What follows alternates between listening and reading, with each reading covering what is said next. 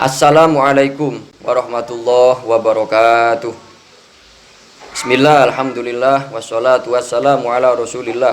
Sahabatku, pada zaman dulu ada seorang ulama besar, ada seorang tokoh yang begitu mulia, yang nama beliau banyak menghiasi tulisan-tulisan Imam Al-Ghazali radhiyallahu ta'ala anhu. Beliau adalah Imam Abdullah ibn Al-Mubarak, Abdullah bin Mubarak. Pada satu ketika Abdullah bin Mubarak rahimahullahu ta'ala menjalankan sebuah perjalanan ibadah haji di Baitullah Makkah Al-Mukarramah.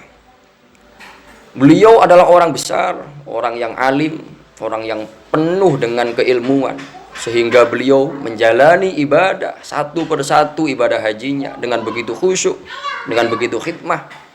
Hingga satu ketika setelah selesai beliau melakukan tawaf, sebegitu luar biasanya, sebegitu banyaknya putaran yang beliau selesaikan dalam tawafnya, sehingga beliau berhenti sejenak dalam rangka untuk beristirahat di area sekitar makam Ibrahim. Namun karena saking capeknya mungkin Abdullah bin Mubarak ketiduran di makam Ibrahim tersebut. Dan luar biasa sahabat, teman-teman yang dirahmati Allah Subhanahu wa taala, kondisi tidur yang dalam tanda kutip sebenarnya beliau tidak sengaja melakukan itu. Beliau ditemui oleh sosok yang begitu mulia, baginda Rasulullah Muhammad sallallahu alaihi wasallam, yang membuat Ibnul Mubarak terkaget-kaget adalah pesan yang disampaikan Rasulullah dalam mimpi tersebut. Yang inti pesan dari baginda Rasul kepada Ibnul Mubarak adalah meminta Ibnul Mubarak ketika nanti pulang ke rumahnya di Baghdad untuk mencari sebuah kampung yang oleh Rasulullah diberikan tahu atau dikasih tahu ciri-cirinya. Di kampung itu Rasulullah memerintahkan Ibnul Mubarak untuk mencari sesosok orang Majusi, orang yang tidak percaya terhadap Allah, orang yang menuhankan benda api tentu saja selain Allah. Yang luar biasanya, Rasulullah memerintahkan Ibnul Mubarak untuk mencari sosok yang ada di satu kampung di kota Baghdad. Justru Rasulullah mengirimkan salam kepada sosok ini, yang oleh Rasulullah disebutkan bahwa namanya adalah Bahram Al-Majusi.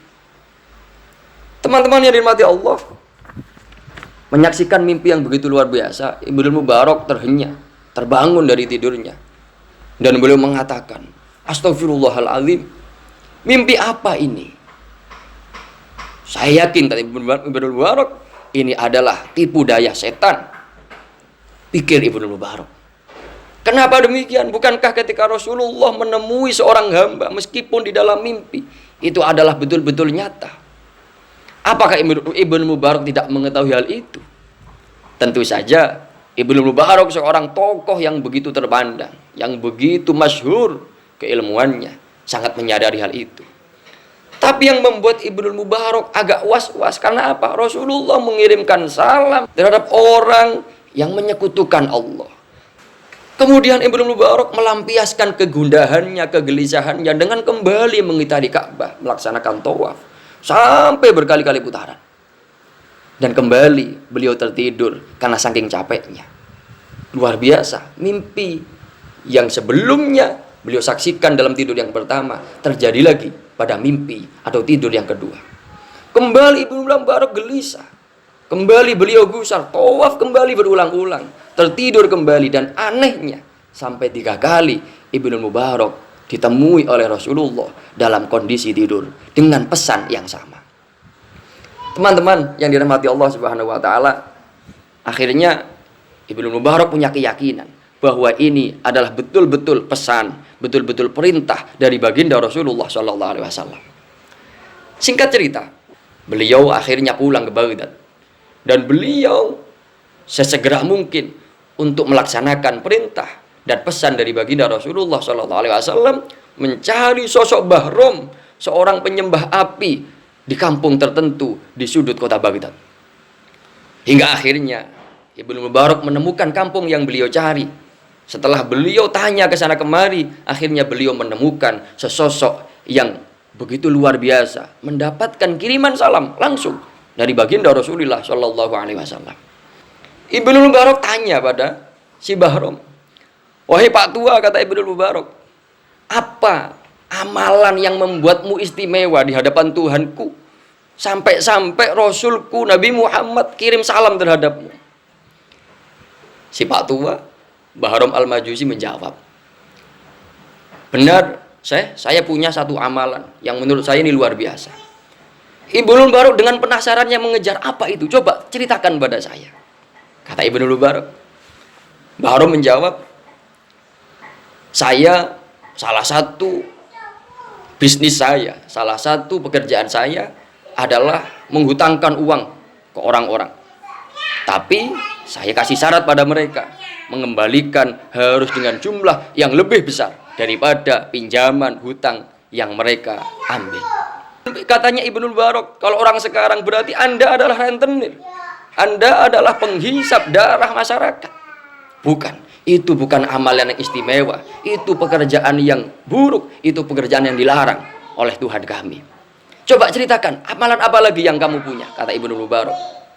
Bahram kembali menjawab, mungkin ini, katanya Bahram, saya mempunyai anak laki-laki 4, tampan-tampan, gagah-gagah, dan juga mempunyai anak perempuan 4 yang cantik jelita. Dan saya nggak tega ketika mereka berdelapan menikah dengan orang lain, kemudian saya nikahkan anak laki-laki saya dengan anak perempuan saya. Ibnu Mubarak terkejut, teman-teman yang dirahmati Allah. Kamu melakukan hal yang nista itu, kamu melakukan hal yang tercela itu, anakmu kamu nikahkan dengan anakmu sendiri. Bukan, wahai orang tua, itu bukan keistimewaan, itu dilarang oleh Allah, itu dilarang oleh keyakinan dan agama kami. Ibnu Mubarak tidak putus asa untuk mengorek keterangan dari Bahram Al-Majusi. Karena apa? Istimewa, mendapat kiriman salam langsung dari baginda Rasulullah Sallallahu Alaihi Wasallam. Maka Ibnu Mubarak tidak bosan-bosannya untuk terus bertanya, mencari informasi apa gerangan yang membuat sosok ini begitu istimewa di mata Rasulullah Sallallahu Alaihi Wasallam. Sehingga Ibnu Mubarak kembali bertanya, coba ceritakan lagi, apa saja, apa lagi yang istimewa yang engkau lakukan, wahai Bahram. Bahram kembali menjawab, benar, wahai Syekh, katanya si Bahram, saya punya anak perempuan 1 lagi yang lebih istimewa. Dia cantik jelita. Maka setelah saya mencari-cari pemuda di kota ini, tidak ada satupun yang mampu mengimbangi kecantikan anakku ini. Tidak ada yang selevel dengan anakku ini. Maka aku putuskan, katanya si Bahram, aku nikahi sendiri anakku yang cantik jelita ini. Kembali Ibnu Mubarak terkaget-kaget, terkejut sedemikian rupa. Kok ada orang seburuk ini? Kok ada orang senista ini mendapatkan salam dari Rasulullah? Kata Ibnu Mubarak, pasti ada hal lain yang dilakukan oleh sosok Bahram Al-Majusi ini yang membuat Rasulullah tertarik untuk mengirimkan salam kepadanya. Sehingga sekali lagi Ibnu Mubarak kembali bertanya kepada si Bahram Al-Majusi, wahai Bahram Al-Majusi, tolong, masa iya kamu tidak memiliki perbuatan yang positif, yang baik, yang itu menarik perhatian Nabi kami sehingga mengirimkan salam kepadamu? Si Bahram Al-Majusi, teman-teman, akhirnya pada titik ini dia bercerita kepada Ibnu Mubarak.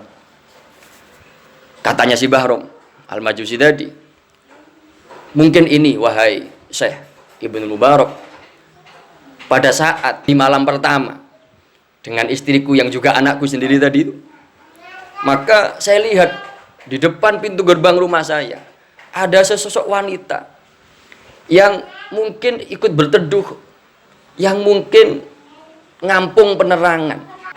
Maka aku hidupkan lampu di teras rumah atau di depan pintu gerbang rumahku.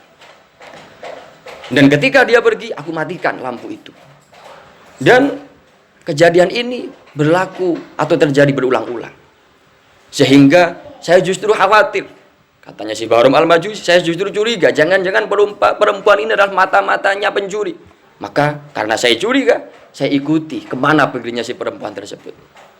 Diikutilah teman-teman sahabat-sahabat yang dirahmati Allah, oleh si Bahram Al-Majusi, kemana gerangan perempuan yang mencurigakan tadi itu pergi atau pulang. Hingga pada satu titik, sampailah si perempuan itu mungkin di depan rumahnya. Dia ada di dalam rumah, masuk ke dalam rumahnya, yang membuat saya, katanya Bahram Al-Majusi, kaget, terkejut. Ternyata di dalam rumah itu sudah menunggu 3 anak perempuan yang masih kecil-kecil. Mereka semua menangis. Mereka berkata kepada sosok perempuan yang baru datang tadi itu, "Ya Ummah, wahai ibuku, malam ini makanan apa yang kau bawa pulang ke rumah? Apa yang engkau bawa, yang kau hasilkan untuk kami makan? Kami sudah gak tahan, kami sudah beberapa hari kelaparan, belum makan sama sekali. Apa yang kau bawa?" Katanya sosok-sosok mungil yang ada di hadapan perempuan yang aku curigai tadi. Teman-teman, ternyata seburuk-buruknya kegiatan, pekerjaan, atau sikap yang dilakukan oleh si Bahram Al-Majusi, hati kecilnya terenyuh juga melihat beberapa anak kecil yang masih mungil-mungil menangis kelaparan karena beberapa hari dia tidak makan. Dan lebih mengejutkan lagi bagi si Bahram Al-Majusi mendengar jawaban sang ibu, menjawab rintihan dari anak-anaknya yang masih kecil. Katanya sang ibu, perempuan tadi, "Maafkan anakku, hari ini kembali ibu tidak bisa membawakan makanan untuk kalian. Dan ibu tidak mau meminta kepada selain Allah, terlebih meminta pada Pak Bahram Al-Majusi itu, yang dia adalah musuh Allah. Begitu hina nanti kalau ibu sampai meminta, mengemis makanan pada dia. Maka saya minta, nak, tahan dulu kelaparanmu." Masya Allah, teman-teman yang dirahmati Allah, Bahram tergugah. Pulanglah Bahram ke rumahnya, mengambil berbagai macam makanan, dia taruh di wadah yang begitu besar. Yang dia hawa, yang dia bawa, dia berikan kepada keluarga kecil yang tersiksa dalam tanda kutip itu. Teman-teman yang dirahmati Allah Subhanahu wa taala, Ibnul Mubarak baru menyadari, wahai Bahram Al-Majusi, inilah satu amalan, satu sikap terpuji yang kamu lakukan yang membuat Nabi kami tertarik untuk mengirimkan salam kepadamu. Maka Ibnul Mubarak bercerita kepada Bahram Al-Majusi tentang apa yang dialami oleh Ibnul Mubarak pada saat melaksanakan ibadah haji di kota Makkah, tentang mimpi bertemu Rasulullah, tentang pesan Rasul untuk mengirimkan salam terhadap seorang Majusi. Teman-teman yang dirahmati Allah Subhanahu wa taala, mendengar cerita dari Ibnul Mubarak, hidayah Allah turun kepada Bahram Al-Majusi, sehingga Bahram Al-Majusi tersungkur sujud, dan mereka dan dia mengucapkan 2 kalimat syahadah, melakukan pertaubatan yang begitu nasuha, yang begitu sungguh-sungguh. Dan seketika pertolongan Allah turun. Bahram Al-Majusi meninggal dalam kondisi Islam, dalam kondisi iman, dalam kondisi taubat. Teman-teman sahabat-sahabat yang dirahmati Allah Subhanahu wa taala, Ibnul Mubarak sendiri yang merawat jenazahnya si Bahram, mantan Majusi tadi itu, sampai dikebumikan sendiri oleh Ibnu Mubarak. Ibnu Mubarak berpesan kepada siapapun yang hadir di pemakaman si Bahram Al-Majusi tadi, atau Bahram mantan Majusi tadi, sekaligus ini pesan bagi kita semua. Katanya Ibnu Mubarak, lihatlah wahai saudaraku, bagaimana sesosok penyembah api, orang Majusi, rentenir sejati, banyak kehinaan, banyak kenistaan, banyak kemungkaran, kemaksiatan yang dia lakukan. Yang itu tentu saja memancing amarah Allah seharusnya. Tapi karena adanya kepedulian yang begitu dalam hatinya, adanya kedermawanan yang begitu tinggi dalam hatinya, dia tolong anak-anak kecil yang begitu kelaparan, seorang janda tua yang tidak begitu berdaya. Dengan itu Allah turunkan hidayah kepadanya, Allah turunkan petunjuk kepadanya, sehingga dia menjadi orang yang mati dalam kondisi iman, dalam kondisi husnul khotimah. Teman-teman yang dirahmati Allah Subhanahu wa taala, pesan yang diceritakan atau yang disihatkan dalam cerita ini, tentu saja betapa kepedulian kita terhadap sesama, betapa kedermawanan kita terhadap orang lain yang membutuhkan, betapa sifat belas kasih, perasaan kasih sayang kita terhadap orang lain, terhadap sesama, bahkan terhadap orang yang beda agama sekalipun. Ini adalah satu keutamaan, satu keistimewaan yang begitu luar biasa, yang mampu nuwun sewu menarik perhatian Rasulullah hingga mengirimkan salam terhadap orang yang buruk, tapi ada kasih sayang di dalam hatinya, ada kepedulian di dalam hatinya, mampu menarik hidayah Allah, mampu menurunkan petunjuk Allah, yang dengan itu dia, siapapun, bisa mendapatkan husnul khotimah dalam akhir hayatnya. Yang kedua, bahwa jangan sekali-kali kita sebagai orang yang saat ini sudah ada di jalannya Allah menganggap kita lebih hebat, lebih baik, lebih solih, lebih cerah masa depan di akhiratnya dibandingkan orang-orang lain. Jangan sekali-kali kita menganggap remeh orang lain. Jangan sekali-kali kita menuduh orang lain bahwa dia ahli neraka, bahwa dia ahli kemurkaan Allah. Meskipun terhadap orang yang buruk sekalipun, terhadap orang yang jelek akhlaknya sekalipun, bahkan terhadap orang yang tidak iman sekalipun. Karena kita tidak pernah tahu, teman, di akhir hayat mereka, apakah mereka masih dalam kondisi seperti itu, atau justru jangan-jangan hidayah Allah turun bagi mereka sehingga mereka meninggal dalam kondisi husnul khotimah. Sebaliknya, kita juga tidak pernah tahu kita saat ini yang ada di jalan Allah menuju surga Allah seakan-akan, tapi siapa yang bisa menjamin kalau di ujung kehidupan kita, di akhir hayat kita, kondisi ini masih mampu kita pertahankan sebaik-baiknya. Wallahu a'lam bishawab. Terima kasih. Mudah-mudahan bermanfaat untuk kita semua. Wassalamualaikum warahmatullahi wabarakatuh.